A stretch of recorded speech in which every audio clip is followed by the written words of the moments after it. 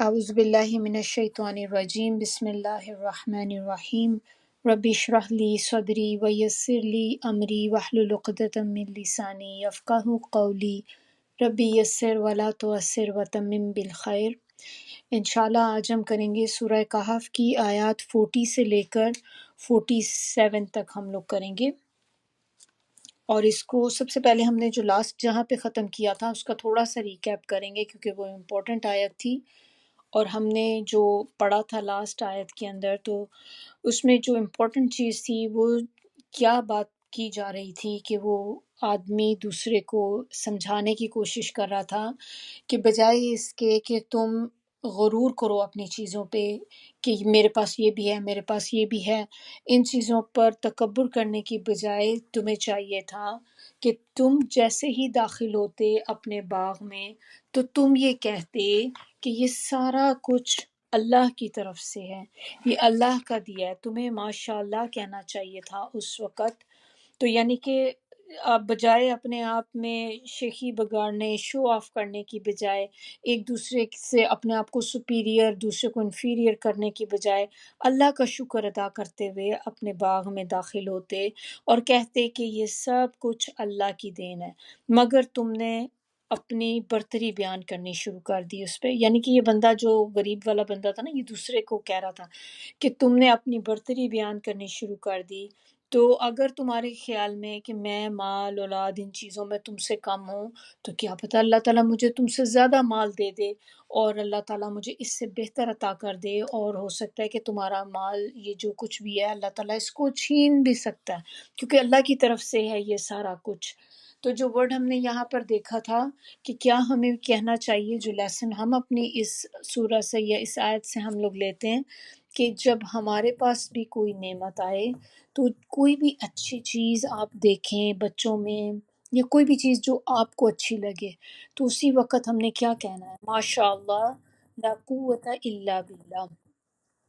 یہ بہت خوبصورت کلمات ہیں، اور اسی طرح آپ دیکھیں گھر میں داخل ہوتے وقت بھی ہمیں ایک چیز پڑھنی ہوتی ہے، اور وہ ہم کیا پڑھتے ہیں؟ بسم اللہ توکلت علی اللہ لا حول ولا قوت الا باللہ۔ یہ بھی دعا جو ہے یہ آپ گھر سے نکلتے وقت دعا پڑھتے ہیں،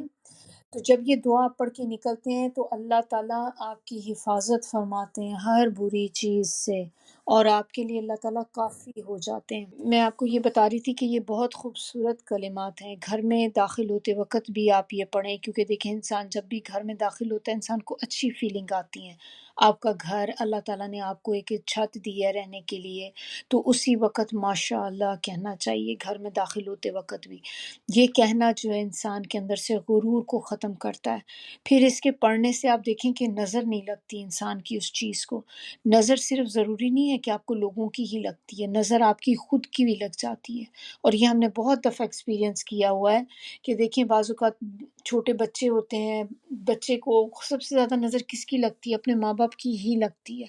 کیونکہ بچہ اپنے ماں باپ کو ہی سب سے زیادہ اچھا لگ رہا ہوتا ہے چاہے جیسا بھی ہو۔ دوسروں کے لیے تو وہ ایک بچہ ہی ہے، لیکن ماں باپ کے لیے اس کی ایک ایک ادا، اس کی ایک ایک چیز جو ہوتی ہے بہت خوبصورت ہوتی ہے۔ تو ماں باپ ہی جب اس کو بچے کو دیکھتے ہیں پیار سے، اس کی ایک طرح سے تعریف سے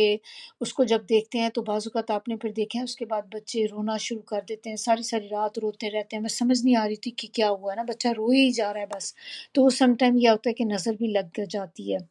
تو آپ کی خود کی بھی نظر لگ جاتی ہے۔ تو ہر چیز پہ ایک ہیبٹ بنا لیں ماشاء اللہ کہنے کی بار بار۔ پھر یہ ماشاء اللہ کہنا، لا حول ولا قوت الا باللہ، یہ عاجزی پیدا کرتا ہے انسان میں۔ اسی طرح آپ ضروری نہیں کہ صرف اپنی چیزوں کے لیے کہیں، جب آپ کسی اور کے اندر اچھی چیز دیکھیں تو ضرور ماشاءاللہ کہیں، کیونکہ آپ نہیں چاہیں گے کہ دوسرا آپ کا بھائی بہن کوئی بھی، کیونکہ دین میں تو دیکھیں اسلام میں سارے ہمارے بھائی بہن ہی ہیں، کہ وہ لوگ اس چیز کو وہ بھی سفر کریں اس چیز میں کہ ہمارے جسٹ وہ ایک کہنے کی وجہ سے اگر وہ کسی تکلیف میں آ جائیں، تو ہر کسی میں کوئی بھی اچھائی دیکھیں ضرور ماشاءاللہ ساتھ ہی کہیں۔ اور اس کے اندر جو تھی تھوڑا سا بس یہی باتوں کو ہم نے دیکھنا تھا کہ یہ کہاں کہاں ہم نے کرنا ہے اور کس طریقے سے کرنا ہے، اس کو اپنی ہیبٹ بنا لیں۔ تو یہ جب اس شخص نے ان کو یہ بولا کہ تمہیں چاہیے تو یہ تھا کہ تم یہ کرتا، اچھا ایک چیز اور، ہاں جو میں بھول رہی، میں کہنا چاہ رہی تھی آپ کو تو میرے ذہن سے نکل گئی، وہ یہ تھی کہ اسی کلمے سے اگر آپ دیکھیں تو ایک اور بات بھی ہے، جیسے اللہ تعالیٰ کا وہ ہمیں کلمات پتہ ہے نا، لا حول ولا قوت الا باللہ، لا حول ولا قوت الا باللہ جو ہے جنت کے خزانوں میں سے ایک خزانہ ہے، اللہ کے عرش کے نیچے سے ہے، اور جنت میں داخل ہونے کا دروازہ ہے۔ تو بہت ہی خوبصورت ہے، اگر آپ اس کو کوشش کریں کہ دن میں پڑھتے ہی رہا کریں، اکثر زبان پہ ہونا چاہیے لا حول ولا قوت الا باللہ، لا حول ولا قوت الا باللہ، تو یہ آپ کو پتہ بھی ہوگی، جب کہ یہ جنت کے خزانوں میں سے ایک خزانہ ہے جو ہمیں ملا ہوا ہے اللہ کے عرش کے نیچے سے۔ اور تیسری چیز کیا ہے کہ جنت میں داخل ہونے کا دروازہ ہے یہ۔ تو آیت نمبر 40 سے ہم لوگ اس کا ترجمے سے پہلے شروع کرتے ہیں، انشاءاللہ پھر اس کی تفسیر کی طرف آئیں گے۔ فَعَصَا پس قریب ہے، ربی پروردگار میرا، ان یہ کہ یؤتینی عطا کرے مجھے، خیرن زیادہ بہتر، من سے، جنتی کا باغ سے، تیرے باغ سے، کیونکہ کاف زبر اینڈ پہ ہے تو اس کا مطلب تیرے باغ سے، وَيُرْسِلَ اور بھیج دے، علیہا اس پر، حسبانن کوئی عذاب یا کوئی آفت، من سے، السمائی آسمان، فتصبح پس وہ ہو جائے، فا ہے شروع میں تو اسی لیے اس کے معنی پس ہم لکھیں گے، صعیدن مٹی کا میدان، چٹیل میدان، زلقہ زلقہ کہتے ہیں بالکل صاف پلین سموتھ، ایسی چیز جو سلپری بھی ہو ساتھ میں، او یا یصبح ہو جائے، ماؤہا ماؤ پانی، ہا اس کا، غورن غورن بہت گہرا، خشک ہو جانا، نیچے چلا جانا بہت زیادہ، فلن پھر ہرگز نہیں، تستطیع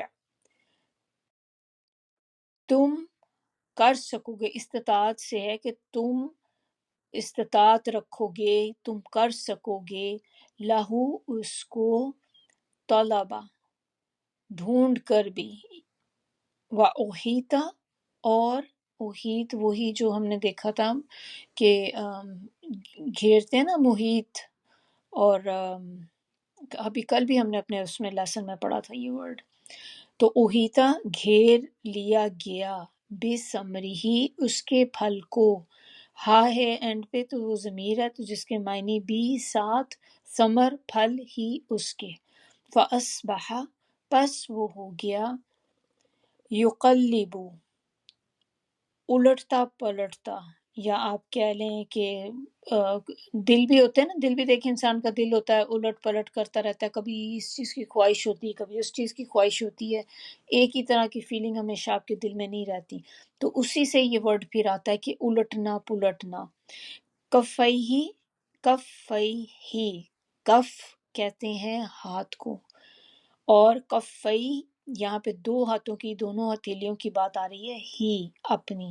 اعلیٰ اس پر، ماں جو، انفقہ نفقہ سے ہے، نفقہ کے معنی ہوتے ہیں خرچ کرنا، اس نے خرچ کیا، فیہا اس میں، وہیا اور وہ ہوا، خاویتن گرا ہوا، علی اوپر، عروشہا اپنی چھتریوں پر یا چھتوں پر، چھتریوں پر، وَيَقُولُ اور وہ کہنے لگا، یا لیتنی اے کاش، یا لیتنی قرآن میں اور جگہوں پہ بھی آتا ہے اور بالکل ایز اٹ از اسی طرح ہی آتا ہے، اور یہ ایک حسرت کا کلمہ ہے،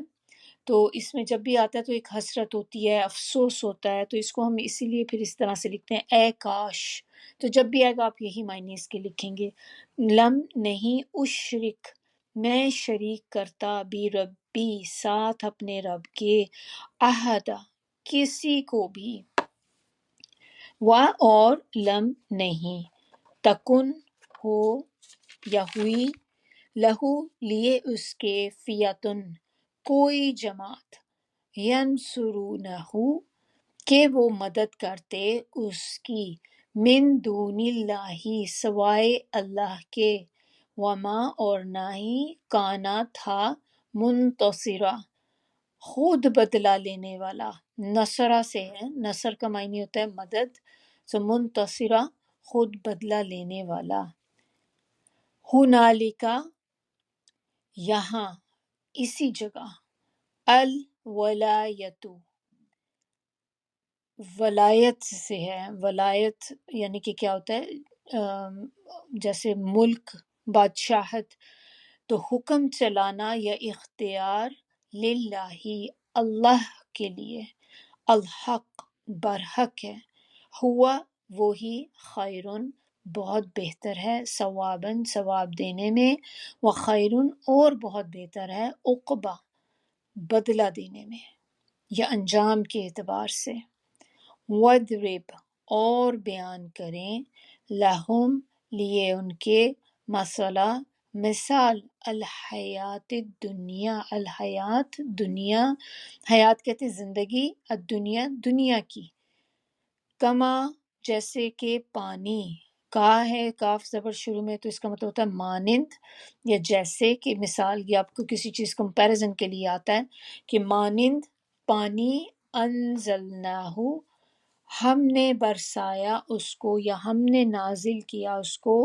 من السماء آسمان سے، فاختلط پس مل جل گیا، بھی ساتھ اس سے، نباتو سبزہ، الارضی زمین کا، فاصبح پھر ہو گیا، یہ تھرڈ ٹائم ہم پڑھ رہے ہیں اس کو، حشیمن، حشیمن کہتے ہیں چورا چورا کر دینا کسی چیز کو، چورا چورا کر کے کیا ہوتی ہے، بھوسا بن جاتی ہے چیز۔ اگر چارے کو بھی دیکھیں آپ، پہلے لمبا سا وہ ہوتا ہے، پھر اس کو کٹ کرتے ہیں تو وہ بھوسے کی شکل بن جاتی ہے، اور اڑ جاتا ہے تو وہ جب ڈرائی ہو جاتا ہے تو بھوسا بن جاتا ہے، تو چورا چورا چورا اس کو آپ کر دیں تو ڈرائی ہو کے وہ کیا ہے، ایک بھوسی سی بن جاتی۔ تذروہ اڑاتی ہیں اس کو، الریاح ہوائیں، وکانا اور ہے، اللہ اللہ، علی اوپر، کلی ہر، شیء چیز، مقتدرہ قدرت رکھنے والا، المالو مال، والبنون اور بیٹے، زینتو زینت ہیں، الحیات الدنیا دنیا کی زندگی کے، والباقیات اور باقی رہنے والی، الصالحات نیکیاں، خیر بہتر ہیں، عند پاس، ربکا تیرے رب کے، ثواباً ثواب میں، وخیرن اور بہتر ہیں، عملا امید کے لحاظ سے۔ تو انشاءاللہ اب اس کی ہم تفسیر کی طرف آتے ہیں۔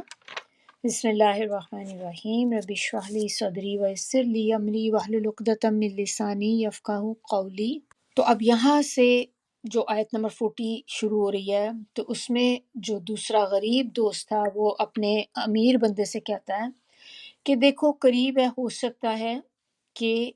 اللہ تعالیٰ مجھے دے دیں۔ بات شروع ہو رہی ہے آخری پارٹ سے جو آیت نمبر 39 کی تھی، جس میں کہا جا رہا ہے کل تماشا اللہ، یہ ہم نے اس کا ذکر کر لیا تھا، لیکن اس کا جو بقیہ پارٹ تھا وہ ہم نے نہیں کیا تھا۔ یہاں سے شروع ہو رہا ہے، ان ترانی انا اقل من کا مالا و ولدا۔ تو یہ والا پارٹ اگر آپ دیکھیں آیت نمبر 39 کا، تو وہ بندہ اپنے امیر دوست سے کہہ رہا ہے کہ اگر تم مجھے دیکھتے ہو کہ میں کمتر ہوں تم سے مال میں اور اولاد میں، تو اسی کی کنٹینیویشن آگے چل رہی ہے آیت نمبر 40 میں۔ تو ایک ہی سینٹنس کے طور پہ ہم اسے لیں گے کہ اگر تم مجھے دیکھتے ہو کہ مال اولاد میں کم ہوں، تو پھر امید ہے، قریب ہے کہ میرا رب مجھے اس سے زیادہ دے دے، جو تمہارے پاس ہے، تمہاری جنت، تمہارے باغ جو ہیں، تو امید ہے کہ اللہ مجھے اس سے زیادہ دے دے، دنیا میں بھی اور آخرت میں بھی، اور بھیجے اس پر یعنی کہ تیرے باغ پر کوئی آفت آسمان سے، اور وہ ہو جائے صاف میدان۔ صاف میدان ہونے کا مطلب کیا؟ یعنی کہ بالکل جو چیزیں وہاں پہ تھیں ایک دم سے وائپ آؤٹ ہو جائے، کہ جہاں پر اتنے اتنے بڑے گھنے باغات تھے تو ایک دم سے کوئی ایسی آفت آسمان سے آئے کہ وہ بالکل چٹیل میدان بن جائے، کہ ہر چیز وہاں سے ختم ہو جائے۔ حسبانہ کا ورڈ یہاں پر آیا ہے، یہ جہاں پر یہ ہے نا کہ وَيُرْسِلَ عَلَيْهَا حسبانہ، تو حسبانہ حساب سے ہے۔ اس کے دوسرے معنی بجلیاں بھی ہے، جیسے آسمان سے بجلی کوئی گرتی ہے، آسمانی آفت یا بجلی، وہ بھی اس کے معنی میں آ جاتا ہے۔ اور جو ورڈ ہے یہاں پر زلقہ، آخری بالکل اینڈنگ اس کی جو ہے زلقہ، وہ ہوتا ہے صاف، اور ایسا صاف، ایسی کلین چیز کہ جس میں انسان کا پاؤں پھسلنا شروع ہو جائے۔ سعیدن تو کہتے ہیں چٹیل میدان کو، تو وہ بندہ اس کو ایک طرح سے وارن کر رہا ہے، بتانے کی کوشش کر رہا ہے کہ ہر چیز اللہ کی طرف سے ہے، اور اللہ نے ہی ہے جو تمہیں یہ دیا ہے، اور اللہ ہی قدرت رکھتا ہے اس میں، وہ چاہے تو اس کو ایک پل میں اللہ تعالیٰ اس کو ختم کر دیں۔ اللہ تعالیٰ کو لیے کیا مشکل ہے، ایک دم سے کوئی آسمانی آفت آ جائے، کوئی آسمان سے بجلی گر جائے اور وہ ہر چیز ختم ہو جائے۔ پھر آگے وہ کہتا ہے کہ آیت نمبر 41 میں، او یا یصبح ماؤها غورا فلن تستطیع له طلبا، اور یا یہ کہ ہو جائے اس کا پانی زمین کے اندر، تو تم ہرگز نہیں اس کو لا سکو گے کوشش کے باوجود بھی، یعنی کہ تم کتنی بھی کوشش کر لو، اگر اللہ تعالیٰ اس کا پانی ہی ختم کر دے۔ ابھی تو اس کے پانی کیا تھا، پانی کی سورس کیا تھی وہاں پہ، ایک نہر بہہ رہی تھی اس کے دو باغوں کے درمیان، تو پانی کا کوئی مسئلہ ہی نہیں اس سے کبھی بھی ہوا۔ تو اگر اللہ تعالیٰ وہ نہر کو ایک دم سے ڈرائی کر دیں، یا اس کا پانی انڈر گراؤنڈ چلا جائے، تو تم جتنی مرضی کوشش اپنی کر لو، تم اس پانی کو واپس لے کر نہیں آ سکتے۔ جو غورن کا ورڈ ہے نا یہاں پہ، ماؤہا غورن، غورن کا مطلب ہوتا ہے بہت گہرا، خشک ہو جانا، کسی چیز کا بالکل اندر جا کر غائب ہو جانا، اندر کی طرف چلے جانا کسی چیز کا، جیسے کہ ہم کہتے ہیں پانی زمین کے اندر چلا گیا۔ اسی طرح کوئی سلوپ بنی ہوئی ہوتی ہے کہیں، تو اگر آپ دیکھیں سلوپ کے اوپر بھی پانی جب گرتا ہے تو پانی کہاں ایک سائڈ پہ اندر نیچے کی طرف چلا جاتا ہے۔ اسی سے ایک گڑھا بھی ہے، جیسے گڑھا ہوتا ہے اس میں بھی دیکھیں پانی اندر چلا جاتا ہے اس میں۔ گہری نظروں سے کسی کو دیکھنا، غور و فکر کرنا، گہرائی میں اترنا، یہ چیزیں بھی ساری چیزیں غورن کے اندر آ جاتی ہیں۔ جیسے ہم کہتے ہیں نا غور و فکر کرو، وہ اس کے معنی وہی، اور اسی سے جب ہم غور و فکر بھی کرتے ہیں تو کیا کرتے ہیں، اس چیز کی گہرائی تک پہنچنے کی کوشش کرتے ہیں، اس کی ڈیپتھ میں جاتے ہیں کہ آخر یہ اللہ تعالیٰ نے آیت یہ اتاری ہے، یہ ورڈ یوز کیا، اس کا کیا مطلب ہو سکتا ہے، اور یہ آیت ہمیں کیا بتا رہی ہے۔ اسی طرح ہم لوگوں کی باتوں پہ بھی غور و فکر کر رہے ہوتے ہیں، کوئی بات ہمیں کوئی کہتا ہے تو ہم اس کے بھی اندر ڈیپتھ میں جانے کی کوشش کرتے ہیں کہ اس کا مقصد کیا تھا یہ بات مجھے کہنے کا۔ تو اسی سے ہی یہ ورڈ آپ دیکھیں کہ کسی چیز کی گہرائی میں جانا۔ تو اسی طرح پانی بھی جب زمین کے انڈر گراؤنڈ چلا جائے، بہت نیچے چلا جائے، تو اس کے لیے بھی یہ ورڈ یوز ہوتا ہے۔ پھر آیت نمبر 42 کے اندر بتایا جا رہا ہے، وَأُحِيطَ بِثَمَرِهِ فَأَصْبَحَ يُقَلِّبُ كَفَّيْهِ عَلَى مَا أَنفَقَ فِيهَا وَهِيَ خَاوِيَةٌ عَلَى عُرُوشِهَا وَيَقُولُ يَا لَيْتَنِي لَمْ أُشْرِكْ بِرَبِّي أَحَدًا۔ تو اللہ تعالیٰ کو اس بندے کی بات اتنی پسند آئی۔ اب دو بندوں کا آپ دیکھ لیں، موازنہ کر لیں، کمپیریزن کر لیں۔ ایک بندہ ہے جو اللہ کا شکر ادا کرنے والا ہے، جو غریب بندہ تھا وہ چھوٹی سی چیز پہ بھی اللہ کو کریڈٹ دینے والا تھا، جبکہ دوسرا بندہ جو تھا، جو امیر تھا، اس کو اتنا مال اللہ تعالیٰ نے دیا لیکن اس کے باوجود وہ بالکل اللہ کا شکر ادا نہیں کرتا تھا۔ تو جو بندہ جو شکر گزار بندہ تھا، جب اس نے اس طرح سے بات کی تو اللہ تعالیٰ کو وہ بات اس کی اتنی پسند آئی کہ وہ واقعی بات ایز اٹ از ہو گئی جیسے اس نے کہی تھی۔ تو وہ احیطہ بثمرہ، تو گھیر لیا اس کے پھل کو، یعنی کہ گھیر لیا گیا پھل کو، کس کے پھل کو، باغات کو، اس کے یعنی کہ باغات میں اس کے جتنے پھل لگے تھے، جو کھیتی لگی تھی، وہ سب کا سب مارا گیا۔ فَأَصْبَحَ يُقَلِّبُ كَفَّيْهِ، اب وہ کیا ہو گیا، وہ بس رہ گیا اپنی ہتھیلیاں ملتے ہوئے، اپنے ہاتھ الٹ پلٹ کرتا ہوا۔ کبھی آپ نے دیکھا ہے کہ انسان جب بہت زیادہ پریشان ہوتا ہے، پریشانی میں تو نہیں لیکن جب ایک ایسی حالت ہوتی ہے کہ جب آپ کو کچھ سمجھ نہیں آ رہی ہے اب آپ کیا کریں، ایک دم سے بے چینی سی انسان کے اندر ہوتی ہے، کوئی بہت بڑا نقصان ہو جاتا ہے، آپ ایک دم سے شوق میں ہوتے ہیں، تو انسان کیا ہوتا ہے اپنا ہاتھ کبھی ایک ہاتھ پکڑتا ہے، دوسرا پکڑتا ہے، کبھی ہاتھ پلٹ رہا ہے، ایک ہاتھ سے دوسرے کو پکڑتا ہے، رائٹ سے لیفٹ، لیفٹ سے رائٹ کو، کیونکہ اس کو خود بھی سمجھ نہیں آ رہی تھی کہ وہ کیا کر رہا ہے۔ اور یہ ایک بالکل انٹینشنلی بندہ کر رہا ہوتا ہے کہ آپ اپنے ہاتھ ہتھیلیاں ادھر ادھر کر رہے ہوتے ہیں، تو وہ بندے کی بھی حالت ایسی ہی ہو گئی کہ اللہ نے اس کا باغ جو تھا وہ گھیر لیا، سب ختم ہو گیا، اور وہ اپنی ہتھیلیاں ملتا رہ گیا۔ اور کس چیز کے اوپر؟ علامہ انفقا فیہا،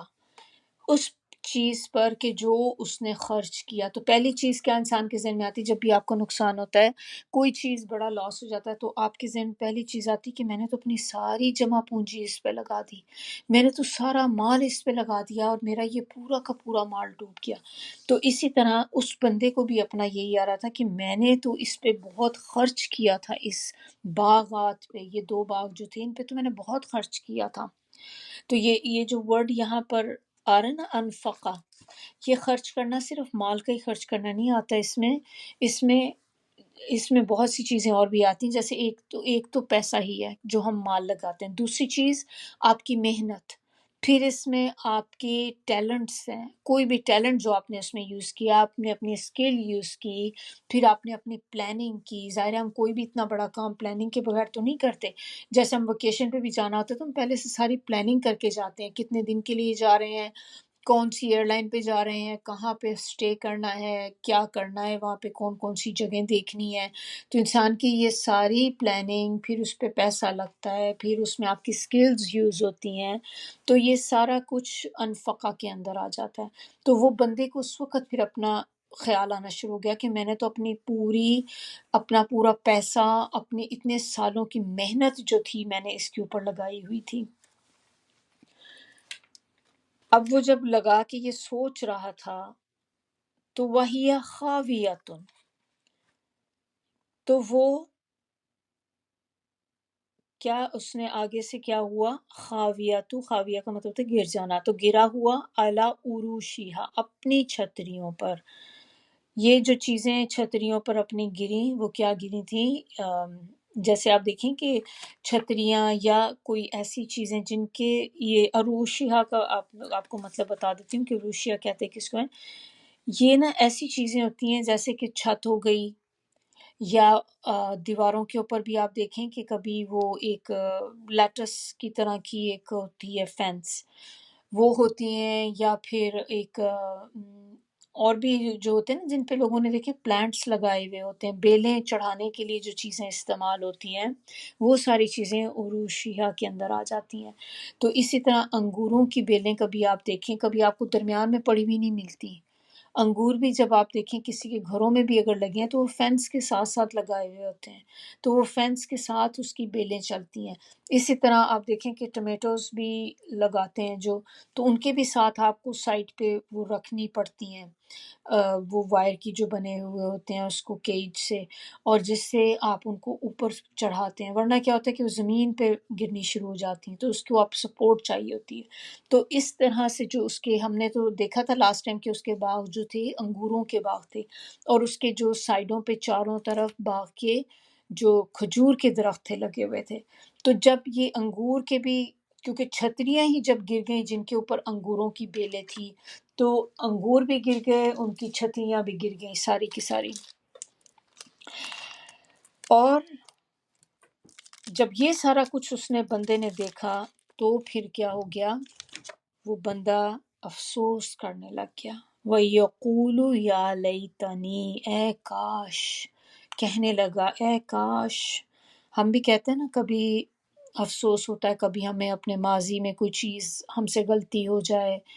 کوئی کام ایسا ہم نے کر دیا جس کا ہمیں بعد میں نقصان اٹھانا پڑا، تو جب جب وہ کام آپ کو یاد آتا ہے تو بندہ کہتا ہے کاش میں نے یہ نہ کیا ہوتا، کاش میں نے اس کو دوست نہ بنایا ہوتا، کاش میں وہاں نہ گئی ہوتی، کاش میں اس دن گھر سے نہ نکلی ہوتی۔ اس طرح کی بہت سی چیزیں ہماری بھی حسرتیں ہوتی ہیں۔ تو وہ بندہ بھی یہی کہنے لگا، اے کاش، اور کیا بات کہنے لگا؟ لم اشرک بربی احدا،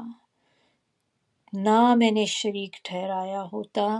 اللہ کے ساتھ کسی کو بھی۔ یعنی کہ یہ وہی بات ہے، اب آپ کو اگر پیچھے سے یاد آ رہا ہو کہ وہ جو آیت نمبر ہم نے 38 میں دیکھا تھا، جو غریب بندہ تھا اس نے کیا بات بولی تھی؟ اس نے اس امیر بندے کو کہا تھا لیکن هو اللہ ربی، لیکن میں تو کہتا ہوں میرا رب ہے اللہ،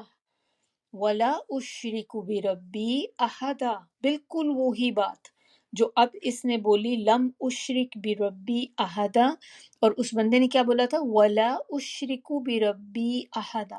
میں اللہ کے ساتھ کسی کو شریک نہیں ٹھہراتا۔ لیکن اس بندے کو جس کا باغ تھا ختم ہو گیا باغ، اس کو یہ بات کتنی دیر کے بعد سمجھ آئی جا کر، اس کو اتنا بڑا نقصان اٹھانا پڑا، اور اس نقصان اٹھانے کے بعد اس کو یہ بات سمجھ آئی کہ کاش میں نے اپنے رب کے ساتھ کسی کو شریک نہ ٹھہرایا ہوتا۔ اب اس کی اگر آپ دیکھیں اس حالت میں کہ یہاں پر اس نے رب کے ساتھ، وہ ہم نے تو دیکھا تھا کہ وہ رب کو مانتا ہے، تو رب کے ساتھ شریک ٹھہرانے کا مطلب کیا ہے کہ اپنی خواہشات کو امپورٹنس دینا، کہ آپ کو جو چیزیں ملی اللہ کی ناشکری کرنا، تو اللہ کی ناشکری کفر ہے نا،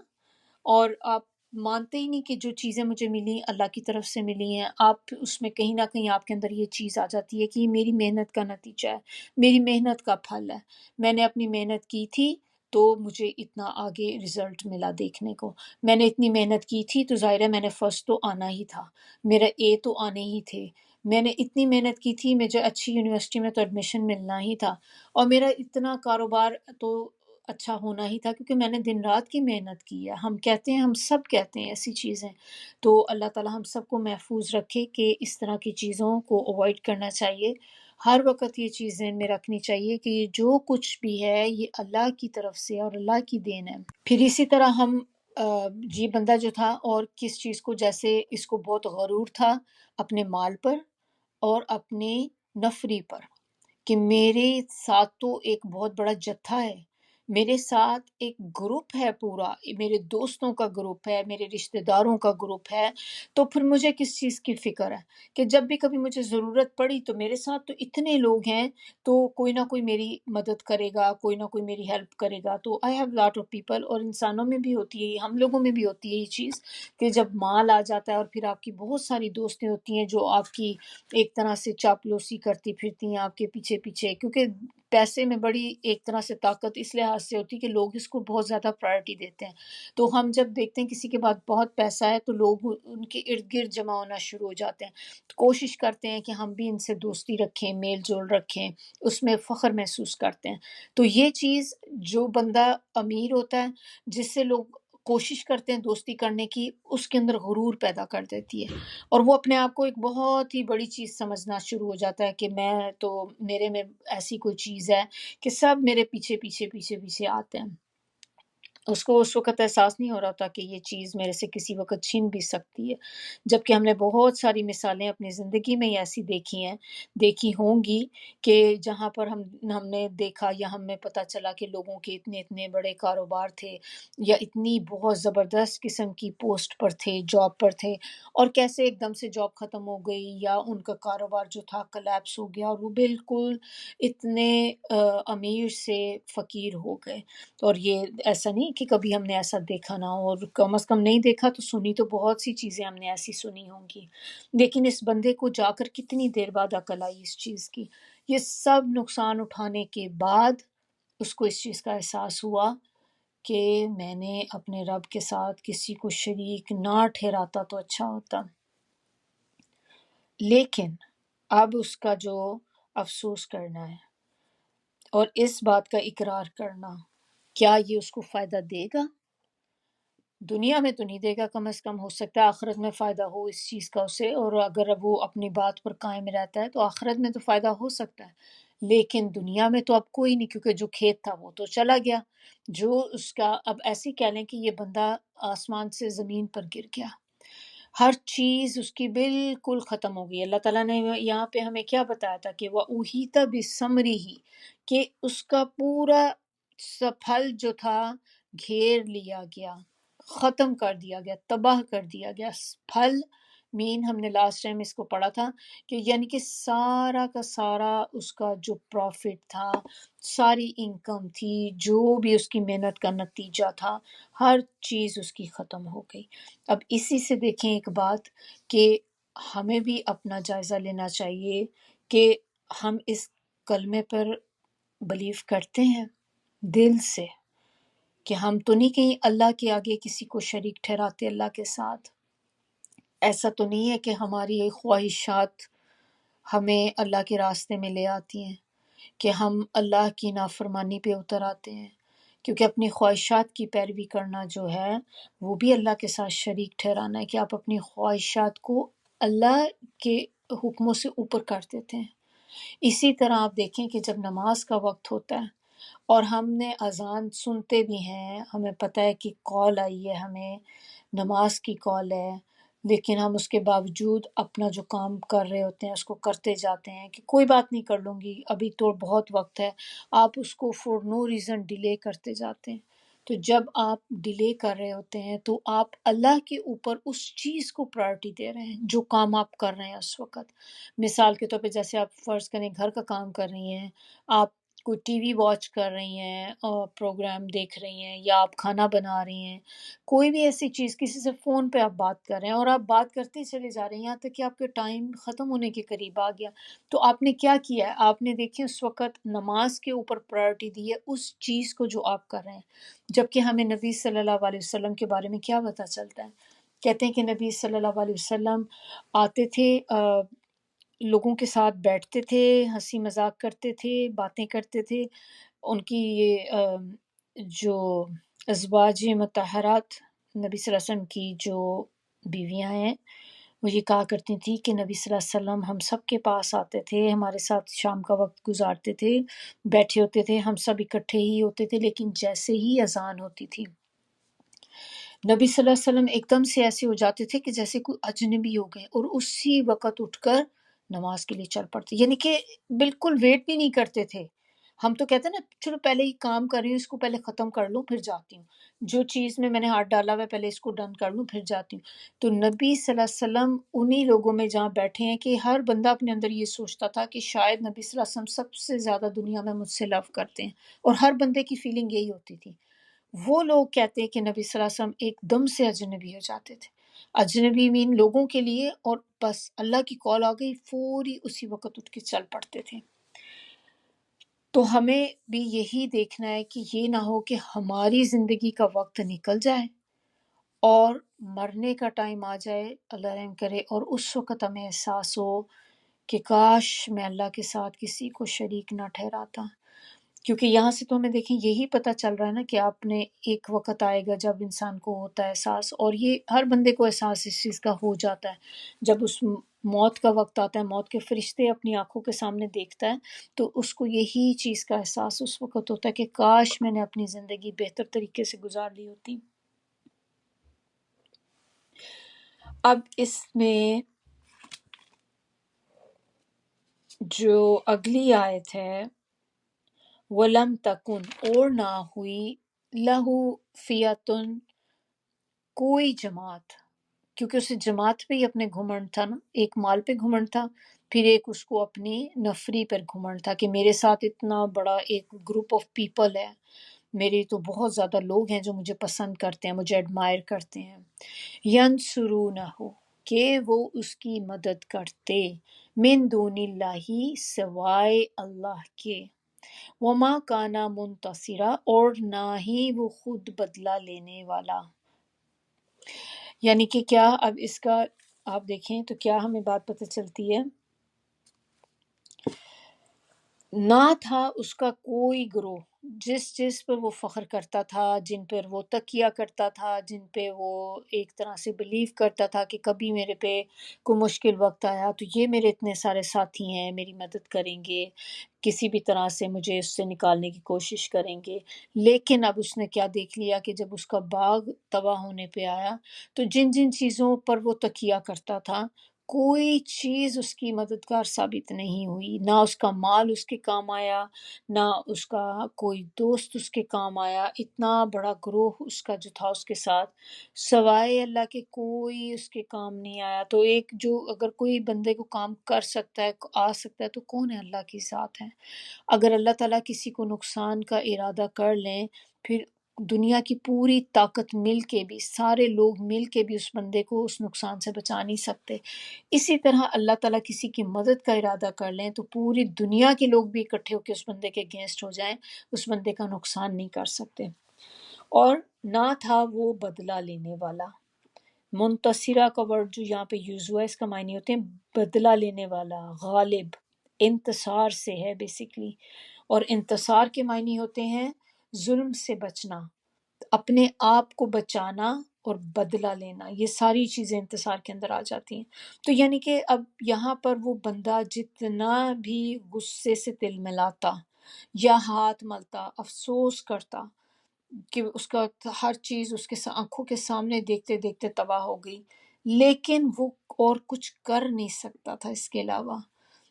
مطلب جتنی بھی کوشش کرے وہ اس کا بدلہ نہیں لے سکتا تھا کہ اللہ نے میرے ساتھ یہ کر دیا ہے، اب میں یہ کر دوں گا، یہ کر دوں۔ وہ کچھ بھی نہیں کر سکتا تھا، کوئی بدلہ نہیں اپنی اس چیز کا لے سکتا تھا جو اس کے ساتھ نقصان اس کا ہوا۔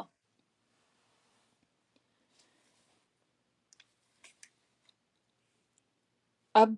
آیت نمبر 44 میں کیا بتایا جا رہا ہے؟ اس کے اندر ہمیں جو بات پتہ چلتی ہے، ہنالکا، اسی جگہ، وہیں پہ، الولایت للہ الحق،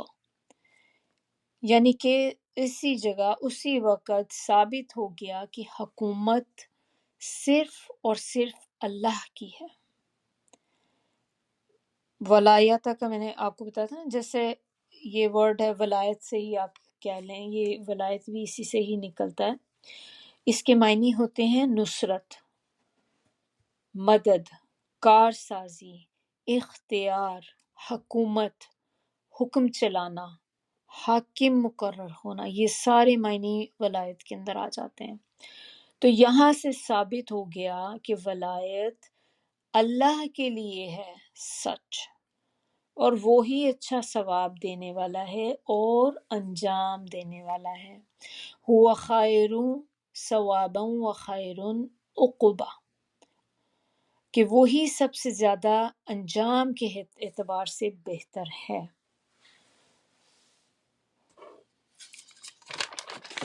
یہ بات سب کو سمجھ آ جاتی ہے جب انسان کی موت کا وقت آتا ہے، مرتے وقت انسان کو پتہ چلتا ہے کہ وہ کتنا بے بس ہے۔ ہم سب نے یہ دیکھا ہوگا اپنے اندر، سم ٹائم ضروری نہیں کہ موت ہی آپ کو اس چیز کا احساس دلائے، سم ٹائم بیماری بھی ایسی ہوتی ہے جو انسان کو اس چیز کا احساس دلاتی ہے۔ کوئی ایسی بیماری جیسے کرونک النیسز ہوتی ہیں کہ انسان دیکھتا ہے کہ میں جو مرضی کر لوں، آپ کی اس بیماری سے جان نہیں چھوٹتی۔ اس وقت انسان کا دل چاہتا ہے کہ کوئی میری دولت لے لے، مجھے اس تکلیف سے نجات دلا دے۔ ماں باپ خواہش کرتے ہیں کہ ہم اپنا سب کچھ دے کر بھی اپنے بچے کو صحت دلا دیں۔ اسی طرح مرتے وقت انسان اپنے پیاروں کو، لوڈ ونس کو اپنی آنکھوں کے سامنے ڈیتھ بیڈ پہ دیکھتا ہے، تو جتنی مرضی آپ کوشش کر لیں، آپ اس کو روک نہیں سکتے، آپ اس کا ایک منٹ بھی آگے پیچھے نہیں کر سکتے۔ حالانکہ ہم میں سے کوئی بھی ایسا نہیں ہے کہ جو اس چیز پہ راضی ہو جائے کہ ہاں ٹھیک ہے، سب نے ایک وقت جانا ہی ہے، ایک دن سب نے جانا ہے، تو آپ ہنسی خوشی جانے دیں۔ جدائی ہمیشہ غم کے ساتھ ہوتی ہے، کبھی بھی جدائی خوشی خوشی نہیں ہوتی۔ تو جب ایک انسان آپ کے ساتھ اتنا عرصہ گزارنے کے بعد جدا ہوتا ہے انسان سے، تو ظاہر سی بات ہے کہ اس میں دکھ بھی ہوتا ہے، غم بھی ہوتا ہے۔ اس وقت انسان سوچتا ہے کہ میں کتنا بے بس ہوں، میرے اختیار میں تو کچھ بھی نہیں۔ اور یا پھر ہم خود اگر ایسی سچویشن میں ہوں کہ آپ خود بیمار ہوں،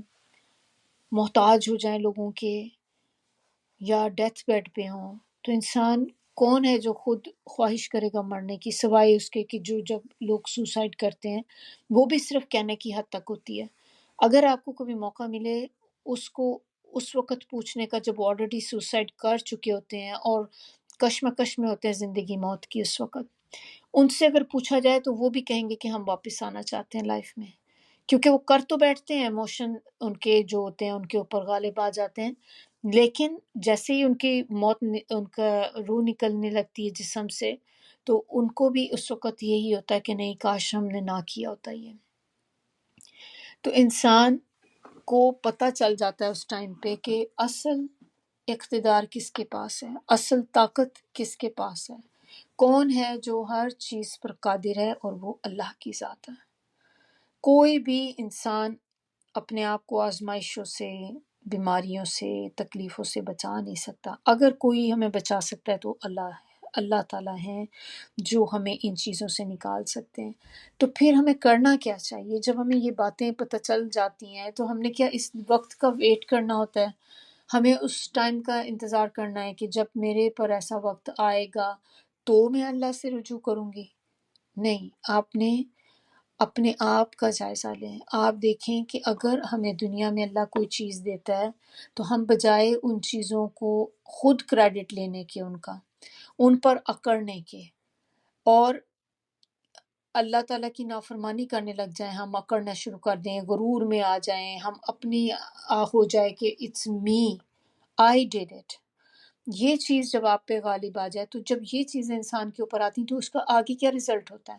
شروع میں آپ اپنے آپ کو کریڈٹ دیتے ہیں، پھر آپ میں غرور آتا ہے، پھر آپ اللہ کی نافرمانی پہ اتر آتے ہیں، پھر آہستہ آہستہ اللہ سے دور ہوتے چلے جاتے ہیں۔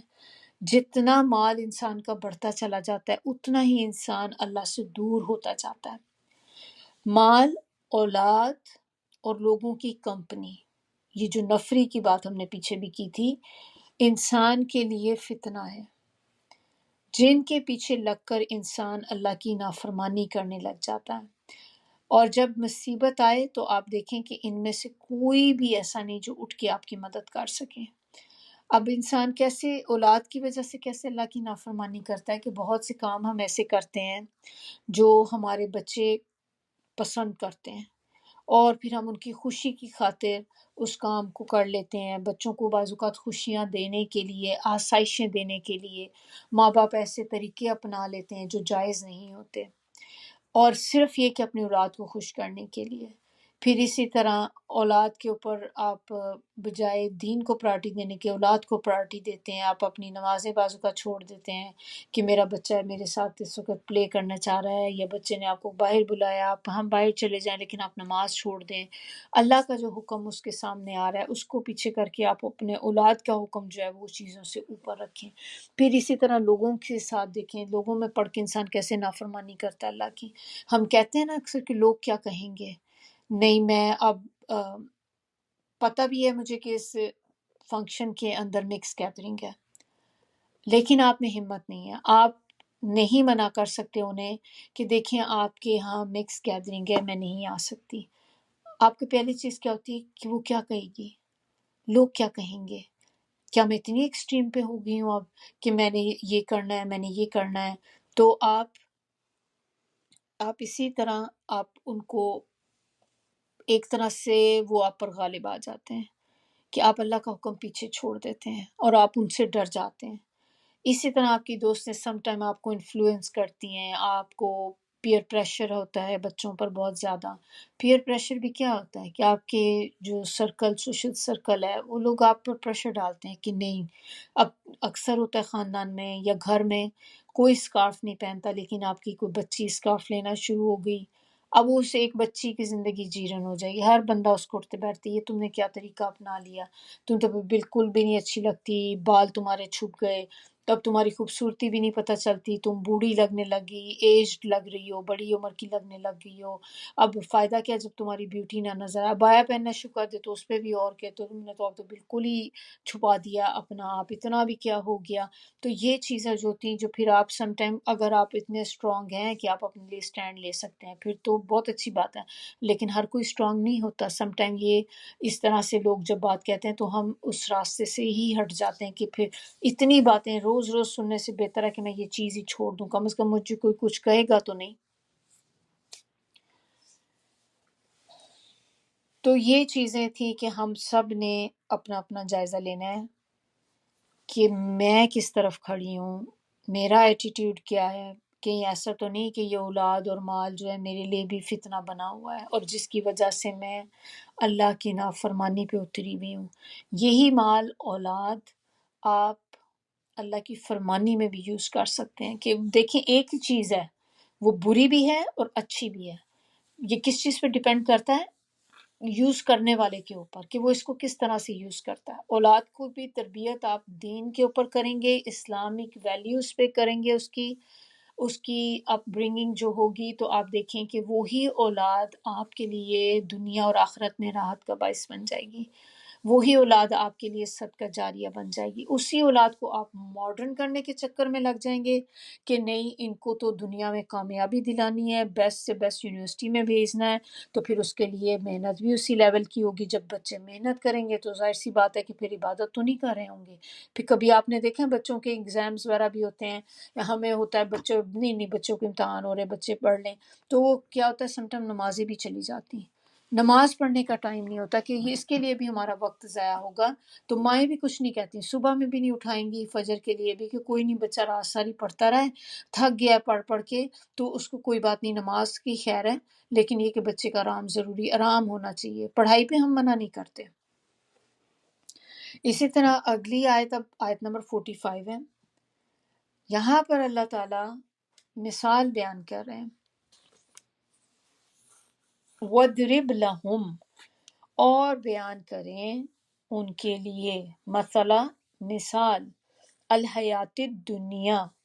दुनिया की जिंदगी की,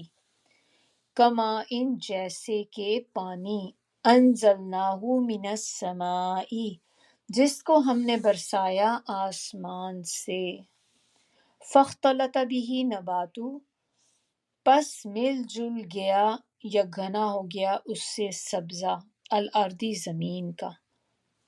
तो यहाँ पर अल्लाह ताला ज़िंदगी की कह रहे हैं कि मिसाल बयान कर दो कि कैसे होती है ज़िंदगी। ज़िंदगी को कंपेयर किया गया है ग्रीनरी से, बाग से, कि क्या होता है कि जब आसमान से पानी उतरता है तो बंजर ज़मीन भी जो होती है हरी भरी हो जाती है, सब्ज़ा उगाता है, फसलें उगती हैं। आप देखें कि जो पानी आसमान से जो पानी आता है बारिश की सूरत में, उसमें इतनी ब्लेसिंग होती है कि एक दफ़ा भी वो पड़े किसी ज़मीन पे तो उसमें आप देखें कि ग्रीन उसमें ग्रास निकल आती है। लेकिन वही पानी जब आप देखें आसमान से बारिशें ना हो, लेकिन आप मैनुअली पानी दे रहे हो, आर्टिफिशियल मीन्स के साथ आप पानी दे रहे हैं, वो ग्रीनरी वैसी नहीं होती जो बारिश की वजह से होती है। तो अल्लाह ताला इंसान को यहाँ पे ज़िंदगी का बता रहे हैं कि जिस तरह बारिश के साथ बंजर ज़मीन जो होती है हरी भरी हो जाती, घने बागात उस पे हो जाते हैं। फ़अस्बह हशीमन, फिर वो हो गया चूरा चूरा, तज़रूहु, तज़रूहु, उड़ाती फिरती हैं उसको,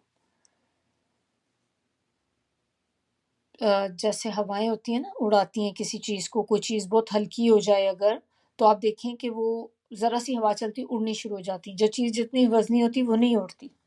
तो ये चूरा चूरा यानी कि भूसा। तो ये बात किस चीज़ की हो रही है? उसके बाग की बात हो रही है ना, कि बाग उसका किस तरह से कि जब हरा भरा था फिर उसके बाद एकदम से भस्म हो गया, चूरा चूरा हो गया, सारा भूसा बन गया, और जब भूसा बन गया खुश्क हो गया तो फिर हवाएं उसको चलाना शुरू हुई। तज़रूहु रियाहु,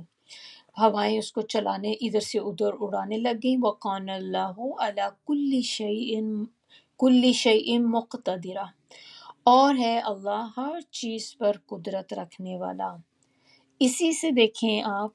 کہ اور ہمیں کیا اللہ تعالیٰ جو مثال کے ذریعے سمجھانا چاہ رہے ہیں، بتا رہے ہیں یہاں پر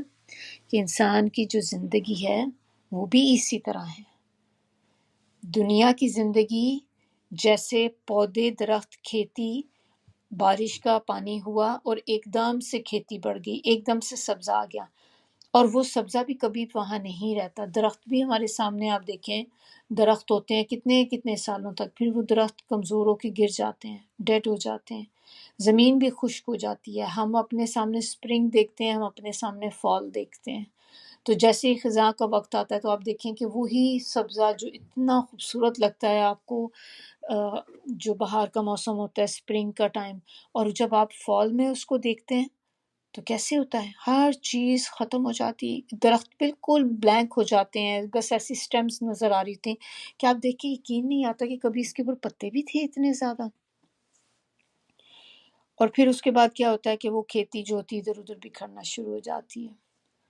اسی طرح انسان کی زندگی ہے کہ انسان کی زندگی بھی آپ دیکھیں کہ پہلے انسان بچہ ہوتا ہے، بچے سے بڑا ہوتا ہے، اس کو غذا ملتی ہے، اس کو توجہ ملتی ہے، وہ ایک بھرپور انسان بنتا ہے، طاقتور ایک انسان بنتا ہے۔ پھر اس کے بعد کیا ہوتا ہے کہ آہستہ آہستہ اس کی وہ طاقت، وہ ہر چیز ختم ہونی شروع ہو جاتی ہے۔ اور اسی سے بھی آپ دیکھیں کہ جیسے لوگ ہوتے ہیں، ماں باپ ہوتے ہیں پہلے، پھر ماں باپ سے بچے آتے ہیں، گھر بنتا ہے، اس گھر میں سب اکٹھے ایک چھت کے نیچے رہتے ہیں، پھر ایک وقت آتا ہے کہ وہ بچے سب الگ الگ ہو جاتے ہیں، یا پڑھائی کی صورت میں پڑھنے کے لیے چلے گئے، یا پھر وہ اپنے شادی ہو گئی، اپنے اپنے سیٹ اپ علیحدہ ہو گیا۔ تو کیا ہوا کہ پہلے سب اکٹھے ایک ساتھ رہتے تھے، اب وہ سارے ادھر ادھر بکھر گئے۔ تو بتانے کا یہاں پہ کیا ہے کہ جیسے پودے، درخت، کھیتی ہمیشہ نہیں رہتی، اسی طرح انسان کی زندگی بھی ہمیشہ نہیں رہتی۔ آج ہم ہیں، کل نہیں ہوں گے، اور یہی دنیا کا ایک رول ہے کہ ہر انسان جس کے اندر اللہ نے روح پھونکی ہے، وہ ایک نہ ایک دن اس کو مزہ چکھنا ہے موت کا۔ تو اسی طرح انسان بھی بکھر جاتے ہیں، مر کے بھی دیکھیں، جب کوئی مر جاتا ہے تو بھی تو گھر کا شرازہ ہی بکھر جاتا ہے ایک طرح سے، کہ ایک بندہ ہی گھر کا چلا گیا تو سب تتر بتر ہو جاتے ہیں۔ ماں باپ میں سے کوئی چلا جائے تو ماں باپ نے پہلے اولاد کو ایسے ہی ہوتا ہے کہ جیسے آپ نے ایک تسبیح کے دانوں کی طرح جوڑ کے رکھا ہوا ہوتا ہے، لیکن جیسے ہی ماں باپ چلے جاتے ہیں تو کیا ہوتا ہے، سب چیزیں بکھر جاتی ہیں، کوئی ادھر چلا گیا، کوئی ادھر چلا گیا۔ آیت نمبر 46 میں بات ہو رہی ہے المال والبنون زینت الحیات الدنیا۔ پیچھے ہم نے دیکھی تھی، اللہ نے حیات دنیا کی مثال بتائی کہ کس طرح کی مثال ہے۔ اب اللہ تعالیٰ یہاں پر اسی دنیا کے بارے میں بات کر رہے ہیں کہ الحیات دنیا جو ہے، اس کی زینت کیا ہے، مال اور بیٹے۔ اور یہ دو چیزیں جو انسان کو بہت زیادہ عزیز ہوتی ہیں، مال بھی بہت عزیز ہوتا ہے اور اپنی اولاد انسان کو بہت زیادہ عزیز ہوتی ہے۔ والباقیات الصالحات، اور باقی رہنے والی نیکیاں، خیرن، زیادہ بہتر ہیں، عند ربک، تیرے رب کے ہاں، ثواباً، ثواب میں، وخیرن عملا، اور بہت بہتر ہیں امید کے لحاظ سے۔ تو یہاں پر بتایا یہ جا رہا ہے کہ مال اور بیٹے، یہ چیزیں محض دنیا کی زندگی کی زینت ہیں، اور یہ ٹیمپریری چیزیں ہیں، یہ وہ چیزیں ہیں جو ختم ہو جانے والی ہیں، یہ کبھی بھی ہمیشہ نہیں رہیں گی، نہ مال ہمیشہ رہے گا، نہ کبھی اولاد ہمیشہ رہے گی۔ لیکن جو رہنے والی چیزیں ہیں وہ اللہ تعالیٰ نے ہمیں کیا بتائی، کیا ہے، باقیات الصالحات، یہ وہ چیزیں ہیں جو ہمیشہ باقی رہنے والی ہیں، اور یہ ثواب کے لحاظ سے زیادہ بہتر ہیں۔ تو کیا چیزیں ایسی ہو سکتی ہیں باقیات الصالحات؟ ان کو تھوڑا سا دیکھ لیں، کیونکہ ہمیں پتہ تو ہونا چاہیے کہ ایسی کون سی چیزیں جو باقی رہنے والی ہیں، تاکہ ہم بھی ان چیزوں کو پرائرٹی دیں دنیا کی چیزوں کے اوپر۔ باقیات کا مطلب ہوتا ہے باقی، باقی ورڈز اردو میں جیسے ہے باقیات باقی رہنے والی، صالحات نیکیاں. تو بیسیکلی یہ وہ نیکیاں ہیں جو انسان کو دنیا میں بھی کام دیتی ہیں اور آخرت میں بھی کام آتی ہیں انسان کے. اس کے اندر چھوٹی بڑی سب نیکیاں آ جاتی ہیں، چاہے آپ چھوٹی سے چھوٹی نیکی کریں، بڑی سے بڑی نیکی کریں، یہ آ جاتی ہیں. پھر سارے نیک عمال، کوئی بھی نیک عمل آپ کریں گی تو وہ باقیات الصالحات میں آ جاتا ہے. پھر اللہ کا ذکر وہ بھی اس میں آتا ہے. اسی طرح ایک حدیث ہے نبی صلی اللہ علیہ وسلم کی، نبی صلی اللہ علیہ وسلم نے بتایا کہ باقیات الصالحات جو ہیں وہ یہ کلمات ہیں: سبحان اللہ والحمد للہ واللہ اکبر ولا حول ولا قوت الا باللہ. یہ والے جو کلمات ہیں یہ باقیات الصالحات ہیں. تو جو بھی بندہ اس کو پڑھے گا یہ ہمیشہ رہنے والے کلمات ہیں. پھر اس کے علاوہ اللہ کا ذکر، جتنا بھی آپ اللہ کا ذکر کریں، اللہ کے ذکر میں دیکھیں ایک وربلی جو ہم ذکر کرتے ہیں وہ ہے، پھر کوئی بھی چیز جو ہم کرتے ہیں نیکی کے کام وہ سارے ذکر ہیں جس کو آپ اللہ کے لیے کریں. اسی طرح قرآن پڑھنا وہ بھی اسی میں آ جاتا ہے. کوئی بھی چیز جو آپ نیکی کی کریں گی، کسی کی مدد کرنا، یہ سب اب اس میں ہی وہ آ جاتے ہیں. صدقہ جاریہ والے کام بھی جو ہیں باقیات الصالحات کے اندر آ جاتے ہیں. اسی کے اندر وہ چیزیں آ جاتی ہیں کہ جیسے آپ نے کوئی ٹرینڈ سیٹ کر دیا، اچھا ٹرینڈ سیٹ کر دیا تو وہ آپ کے لیے اچھے اور ہمیشگی والے کلمات بن جائیں گے کہ وہ سارے ہمیشہ آپ کے ساتھ جو آپ کو اجر ملتا رہے گا ان کا، جن جن لوگوں کو آپ نے اس میں لگایا. اور صدقہ جاریہ والے کام آپ دیکھ لیں، صدقہ جاریہ میں کوئی بھی چیز آپ نے علم کسی کو سکھا دیا تو جب جب وہ علم اس کے پاس رہے گا آپ کو اس کا اجر ہوتا رہے گا، اور نہ صرف اس دنیا میں بلکہ آخرت میں بھی اجر ملے گا. اپنا پیسہ آپ نے مال لگا دیا کسی غریب کے لیے، اس کی کوئی حاجت پوری کر دی. پھر اسی طرح اور جیسے کوئی مسجد میں آپ نے انویسٹ کر دیا، مسجد میں آپ نے ڈونیشن دے دی، تو جب جب وہ مسجد جب تک رہے گی تب تک آپ کو اس کا اجر ملتا رہے گا. انسان کی اولاد کو بھی آپ نیک راستے پہ چلاتے ہیں، صدقہ جاریہ بن جاتی ہے. پھر آپ نے کسی کو قرآن دے دیا خرید کے پڑھنے کے لیے، وہ آپ کے لیے صدقہ جاریہ. کہیں پانی کا بندوبست کرا دیا، تو یہ ساری چیزیں جو ہیں باقیات الصالحات کے اندر آ جاتی ہیں. آیت نمبر 47 کے اندر بتایا جا رہا ہے کہ جس دن ہم چلائیں گے، اللہ تعالیٰ یہاں پہ بتا رہے ہیں وہ قیامت کی منظر کشی ہو رہی ہے ایک طرح سے، کہ جس دن ہم چلائیں گے پہاڑوں کو اور تو دیکھے گا زمین کو کھلی ہوئی چٹیل اور ہموار،